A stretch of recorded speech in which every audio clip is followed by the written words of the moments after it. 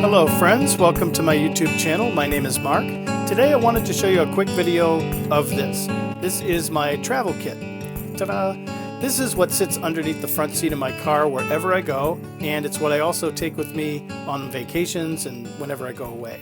It was a freebie given to my mom when I was probably in middle school from American Express. She didn't want it, so she gave it to me. I've been using it ever since. It's super durable and it's held together great. When you open it up, the first thing you see is this clear pouch, which is where I keep my pens. And you can see I have a couple of Sharpies here. I keep the fat one and the thin one because I love the different line qualities, and they're waterproof.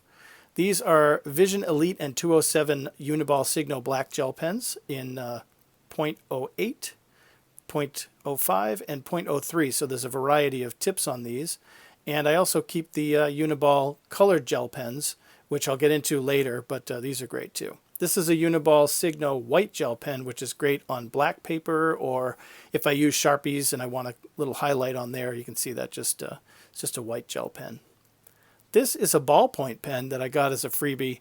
It has a bunch of different features on it. It's a heavy, durable stylus. It's made of metal, so it's heavy, squishy stylus. It's a ballpoint pen, which is great for writing. And then, of course, this, which is an LED flashlight, which I love that. In my forward pouch, I keep my water brushes. They're in a plastic bag so they don't leak. This is a pipette for drawing water.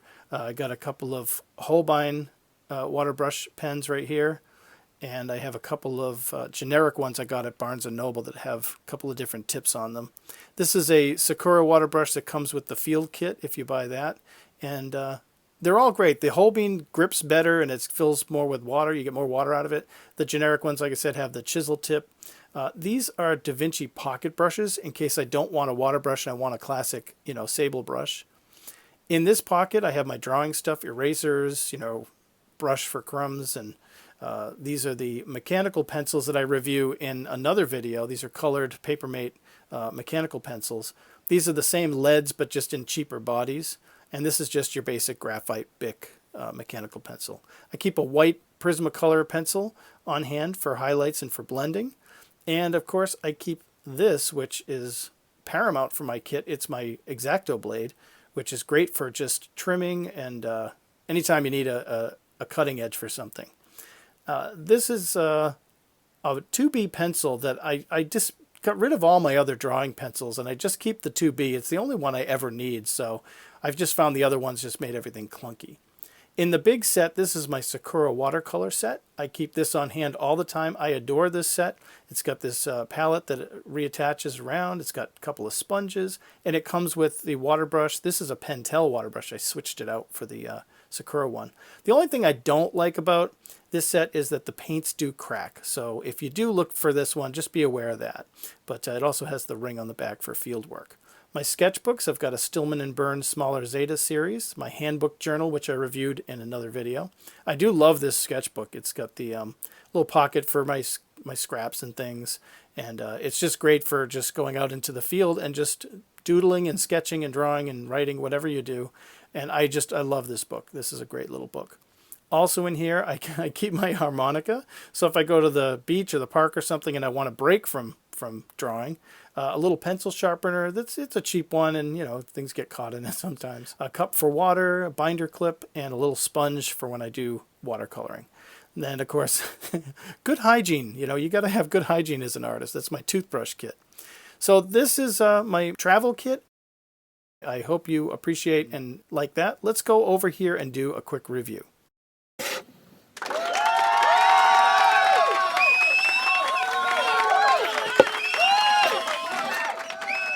So the gel pens you saw earlier, the colored gel pens, they were limited in colors. These ones came out, so I picked them up. They have a great variety of colors in them, and I just thought, this is what I've been looking for. But I do have some problems with these. They're supposed to protect against water and fading and fraud. So I don't know exactly what that means, but this one here is the key one. Protect against water. They're supposed to be super ink. They're supposed to protect against water, but they don't. And I don't know how you can market something like that with such a big, promise. Yet, if you have a sensitive document and you write with these, they are going to bleed everywhere with water if you get them wet. So I found a different way to use them, which is why I picked these up. So as you can see, these are beautiful colors. The chambers and just the aesthetic of the pens are great.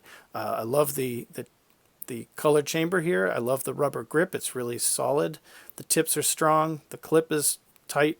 I don't feel like these are just going to fall apart. These are well-made gel pens, and I really enjoy them. When you click the tip, you can see right here there is this little this little plastic thing on the tip. It's like a little ball or nib that it's dipped onto to protect the tip in travel. And I just love plucking those things off. You know, it's just so much fun. But you can see that's it right there. So a little joy for me in just setting up my pens. But these colors, great colors. I'm so happy with these. But one of the things, you know, I use it for is I use that bleed effect to my advantage. Now I'm going to use this Strathmore watercolor paper. It's just a very, you know, practice type watercolor paper. So I got it for like $8. Cheap watercolor paper. I don't want to use anything good. There's another one of those nibs. Let's just start off by drawing something real simple. I'm just going to draw like a jar here, you know, and watch what happens when I take my water brush.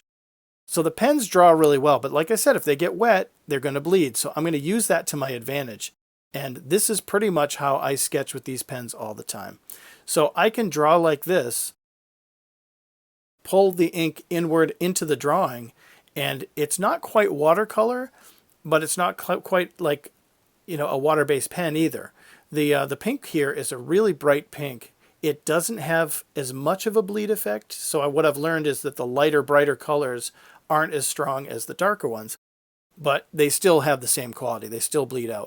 And I absolutely love this because, you know, when I don't feel like watercoloring, or if I'm in an environment where I can't watercolor, this is perfect for me. I can just grab a couple of pens, draw some stuff down.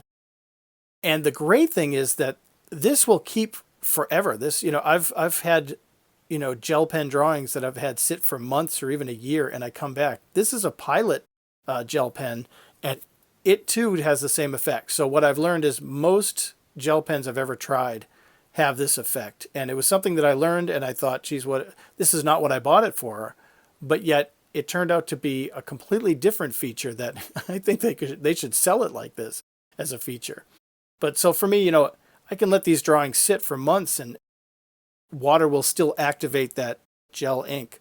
And I think it's great. You can see, you know, just some studies here. And it keeps the line quality of the pen too underneath that wash. So if I do this wash, you can see it bleeds out. But boy, I really love these pens for that reason. I have a complete collection. I just wish they had yellow in the set. Also, if you don't have proper paintbrushes or anything, and maybe you have a couple of gel pens kicking around the house, try this with a Q-tip. It's a great way. You don't have to have watercolor paper. You can just do it on any note paper or whatever. It just makes you happy. So you can see that you get some great effects from a gel pen. And I really recommend, if you have a gel pen kicking around, just give it a try, see what you can come out of it. And I have so much fun with these. This is how I go. I'll use my travel kit, whether it's a pencil drawing or anything. So thank you so much for watching. I hope this was helpful for you, and I'm glad to be able to share this information with you. Please subscribe if you'd like more content. And also, if you like the music you heard in the video, that's my music, so I put it up for free over at Noise Trade, so you can download that with an email address. And, you know, go check that out. And thank you so much again. God bless.